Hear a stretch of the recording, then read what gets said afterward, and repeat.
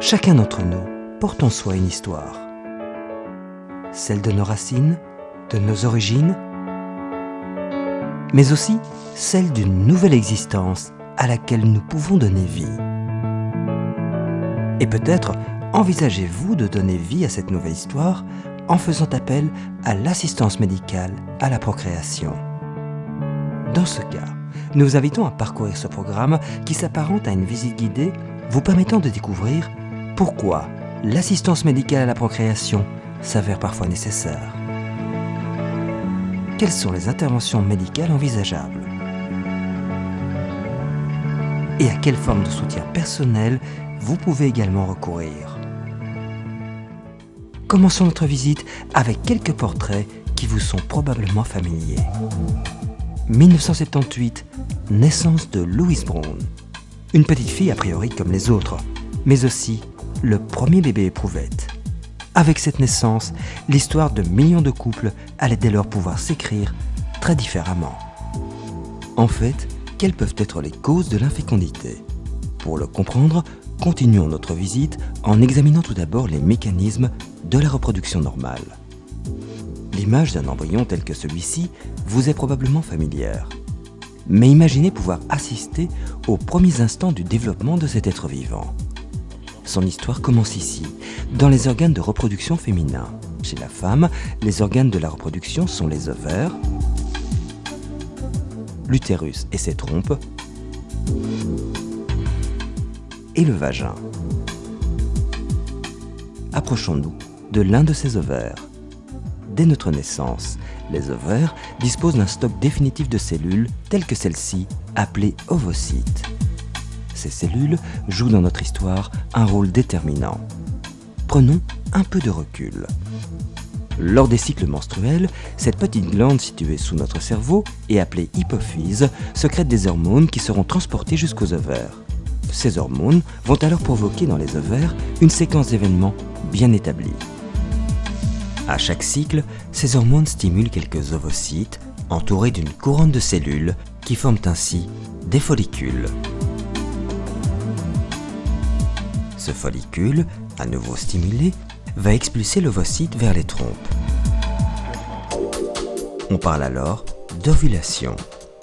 L'ovocyte va ainsi rester en attente dans les trompes durant quelques heures. Pour l'étape suivante, examinons quelques instants les organes reproducteurs masculins. Chez l'homme, les cellules reproductrices sont les spermatozoïdes produits dans les testicules. Suivons à présent ces spermatozoïdes progressant dans les organes reproducteurs féminins. Nous arrivons, avec les spermatozoïdes, au niveau du col de l'utérus. De petites glandes, situées dans la paroi du col, sécrètent alors un liquide visqueux appelé glaire. Cette glaire favorise la sélection des spermatozoïdes. Ainsi, parmi les millions de spermatozoïdes arrivant dans le vagin, seule une faible quantité va pouvoir atteindre les trompes.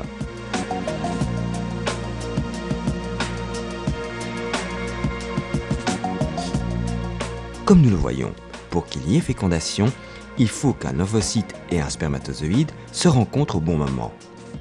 En effet, l'ovocyte n'est fécondable que durant les 24 heures qui suivent l'ovulation. Les spermatozoïdes, quant à eux, sont susceptibles de rester fécondants pendant 4 à 5 jours. Ceci explique pourquoi une femme n'est fécondable que quelques jours par mois. Après la fécondation, l'ovule fécondé se divise en 2, 4, 8 cellules. L'embryon apparaît et va alors s'implanter dans l'utérus.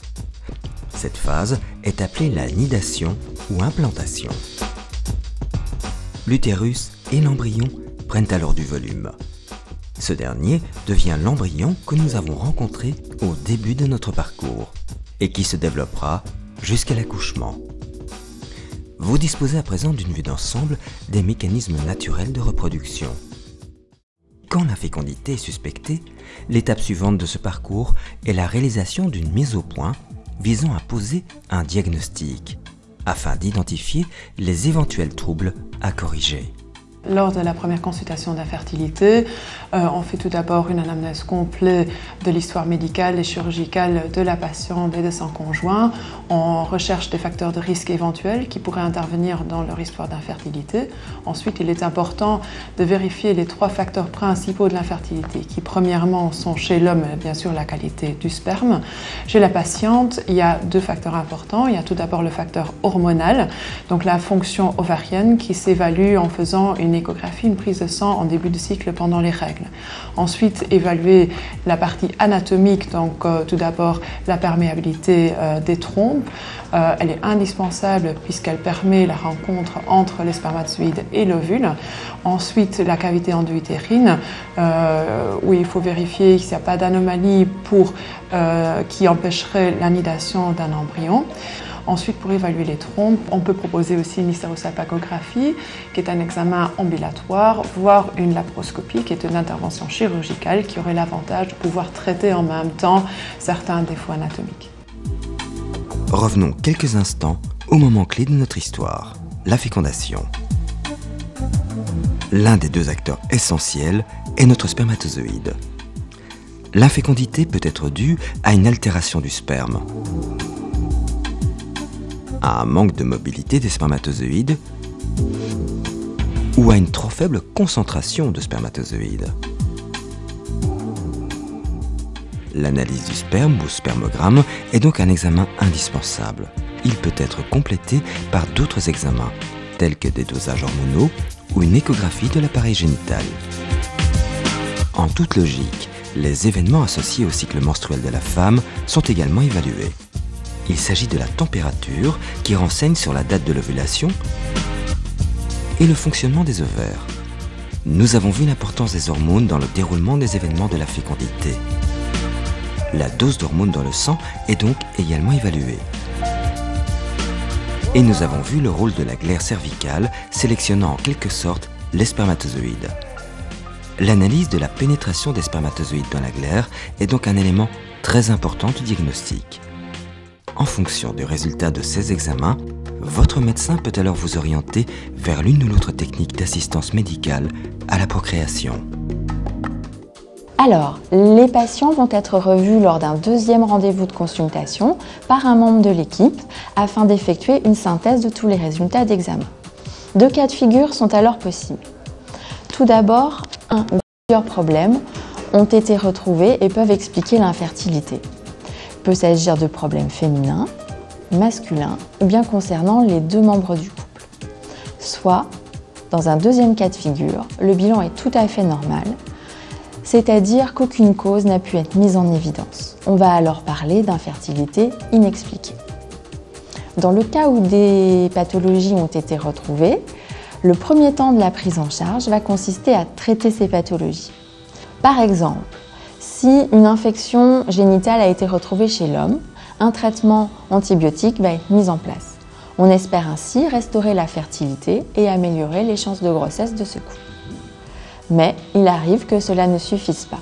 On est alors amené à proposer les techniques d'aide médicale à la procréation. L'une des premières formes d'assistance pouvant être proposée est l'insémination artificielle. Le principe de l'insémination artificielle est d'amener les spermatozoïdes au moyen d'un tube souple appelé cathéter, soit au niveau du col de l'utérus, soit au niveau de la cavité de l'utérus. On parle alors soit d'insémination intracervicale ou intra-utérine. Le sperme utilisé pour l'insémination peut, si nécessaire, être congelé et conservé durant des années. Techniquement simple, ne nécessitant pas d'hospitalisation, l'insémination artificielle peut être répétée facilement. Les chances d'obtenir une grossesse sont de l'ordre de 7 à 15% par cycle. En général, si après 6 cycles d'insémination, la grossesse ne survient pas, votre médecin vous proposera une fécondation in vitro. Depuis la naissance de Lewis Brown, des centaines de milliers de couples ont fait appel à cette démarche qui aujourd'hui encore est en pleine évolution. Le principe de la fécondation in vitro, c'est de faire rencontrer les gamètes, c'est-à-dire les spermatozoïdes et les ovocytes, au laboratoire, donc en dehors du corps de la femme, ce qui veut dire qu'il faut disposer des uns et des autres. ce qui implique donc de nouveau un recueil de sperme pour l'homme le jour J. Par contre, pour la femme, ça implique également la collecte de ses ovocytes au terme d'un protocole de stimulation au cours d'une ponction folliculaire. La fécondation in vitro comporte plusieurs étapes. La première étape est la stimulation ovarienne. Le principe à ce stade est d'obtenir le plus d'ovocytes possible pour la phase de fécondation. Cette étape commence donc par une phase de blocage ayant pour but de bloquer la survenue d'une ovulation spontanée dans les ovaires et ainsi de mieux contrôler les effets du traitement. Souvenez-vous de notre schéma initial. Une petite glande, l'hypophyse, sécrète des hormones stimulant les ovaires. On va donc dans un premier temps bloquer cette production. On passe alors à une autre étape, la phase de stimulation. À ce stade, on administre quotidiennement une hormone, ou gonadotrophine, qui va stimuler, comme nous le voyons, le développement des follicules. Cette phase dure environ 12 jours, au cours desquels le développement des follicules est régulièrement contrôlé par échographie endovaginale. Troisième étape. Une fois les follicules arrivés à maturité dans les ovaires, on peut alors déclencher l'ovulation. Ce moment crucial du traitement va être déclenché par l'usage d'une autre hormone appelée HCG, ou hormone gonadotrophine chorionique. Une injection suffit à provoquer l'ovulation. Nous allons dès lors pouvoir passer à la phase suivante, le prélèvement des ovocytes. Alors, au cours de cette ponction folliculaire, le gynécologue va retirer le contenu des follicules ovariens, c'est-à-dire le liquide folliculaire. Ces liquides seront ensuite acheminés au laboratoire dans des boîtes chauffantes qui vont les maintenir à la bonne température. Et au niveau du laboratoire, on va commencer par regarder ces liquides folliculaires sous une loupe grossissante de manière à trouver les ovocytes. Ces ovocytes sont ensuite mis dans un milieu de culture qui leur est adapté. Et on s'occupera alors du sperme, ce qui implique que le jour où la patiente est ponctionnée, monsieur aura de nouveau à faire un recueil de sperme. Ensuite, pour organiser la rencontre des deux, on a de nouveau un choix à faire entre deux options que sont la FIV classique et la FIV-ICSI. La FIV classique a été dit classique parce que c'est la technique la plus ancienne qui existe depuis 1978. Et dans cette technique, on va tout simplement rajouter plusieurs dizaines de milliers de spermatozoïdes mobiles dans la boîte de culture qui contient les ovocytes et on les laissera faire. Ceci est possible lorsque le sperme est normal ou presque normal. Alors lorsque le sperme n'est pas normal, donc dans les infertilités masculines sévères, on aura recours à la technique de FIV-ICSI, c'est-à-dire la micro-injection intracytoplasmique de spermatozoïdes. Dans cette technique, on va pouvoir injecter un seul spermatozoïde dans chacun des ovocytes mûrs obtenus, ceci sous un microscope équipé d'un micromanipulateur. Alors dans les deux techniques de fécondation, les ovocytes fécondés mis en fécondation seront incubés dans un incubateur et au laboratoire on les observera dès le lendemain pour repérer d'éventuels signes de fécondation, mais ce n'est que le matin du deuxième jour après la fécondation que nous saurons si des embryons ont été obtenus et nous communiquerons alors au couple leur nombre et leur qualité. Alors en fonction des critères de qualité embryonnaire, le laboratoire va alors choisir un ou deux embryons qui seront destinés au transfert dans l'utérus de la patiente et les autres embryons, s'il y en a d'autres, et si ces autres embryons sont également de bonne qualité, pourront faire l'objet d'une cryoconservation, c'est-à-dire d'une congélation dans l'azote liquide en vue d'un transfert ultérieur.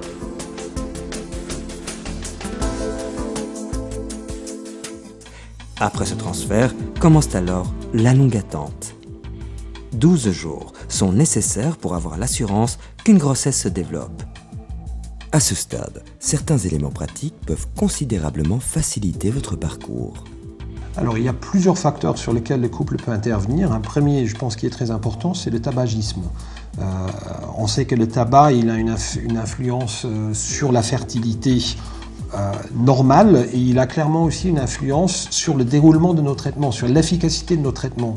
Donc il est très important d'essayer d'arrêter de fumer avant de commencer les traitements hormonaux de stimulation de la fécondation in vitro, parce qu'on sait qu'on va avoir de meilleurs résultats, on va avoir plus de grossesse si on ne fume pas, aussi bien madame que monsieur.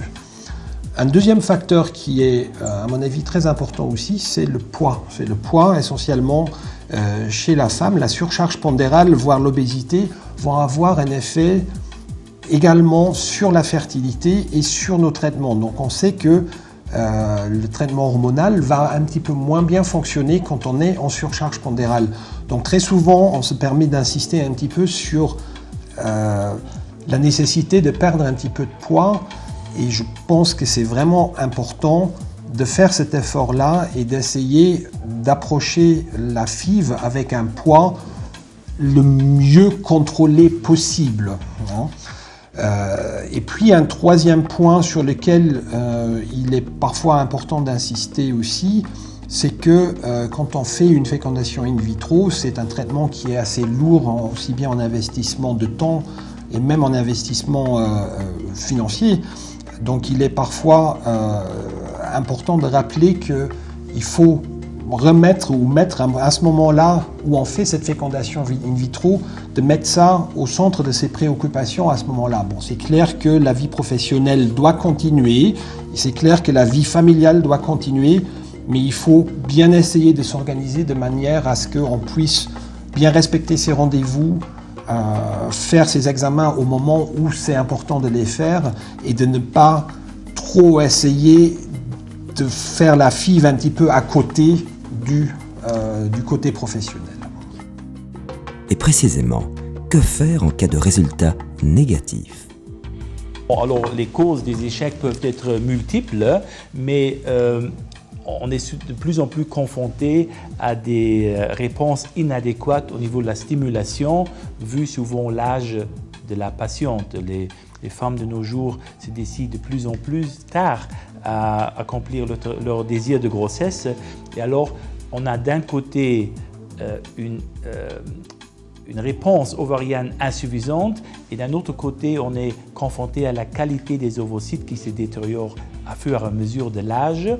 Alors dans ces cas, on peut essayer de changer de protocole de stimulation, on peut proposer d'autres protocoles, on peut augmenter la stimulation, essayer des stimulations plus fortes, mais d'un autre côté, on a peu d'impact sur la qualité ovocytaire. C'est-à-dire si après certaines tentatives, on est confronté à un échec, dans ce cas, on est obligé de proposer un don d'ovocytes qui, lui, a de très belles perspectives parce que là, l'ovocyte vient en général d'une femme jeune et on connaît quand même beaucoup de grossesses chez des femmes même au-delà de l'âge de 50 ans qui se passent très bien après don d'ovocytes.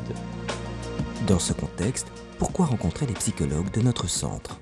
En cas d'échec, en général, les gens réagissent de façon émotionnelle assez intense. Donc, c'est une réaction de deuil, en fait, en général. Et les gens, vous serez confrontés à beaucoup d'émotions qui parfois sont difficiles à gérer. Et le risque que vous courez dans cette situation-là, c'est que vous vous précipitiez trop dans les prochaines démarches de PMA sans vous donner le temps de vraiment faire votre deuil de cet échec. Donc le but aussi de la consultation psychologique, c'est de travailler ça, de gérer l'échec de façon la meilleure possible et aussi de vous donner les moyens de poursuivre votre parcours de PMA de façon la plus sereine possible. L'assistance médicale à la procréation est dans tous les cas un parcours et une histoire. Et comme dans tout bon roman, sa rédaction est parfois complexe, des défis vous attendent à chaque chapitre, mais elle s'enrichit quotidiennement de nouvelles possibilités pour vous aider à donner vie aux héros et héroïnes dont vous avez rêvé.